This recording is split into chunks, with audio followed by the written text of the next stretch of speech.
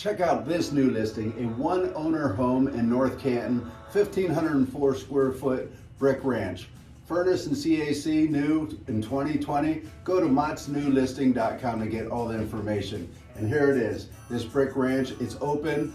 Showings and open house start Saturday, June 8th from 11 a.m. to 2 p.m. So come on out to our mega open house and check it out.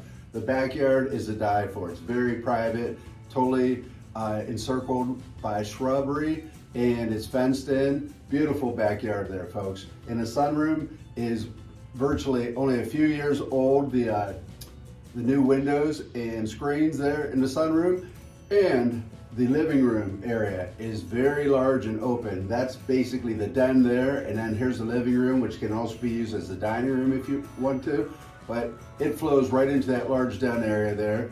And then you talk about open, look at the kitchen, flows right into the dinette area, into the living room area, into the den. So beautiful, beautiful home here, folks. 4th bedroom or office in the lower level there, and then there's a rec room in the lower level. And here's a couple shots of the bedrooms.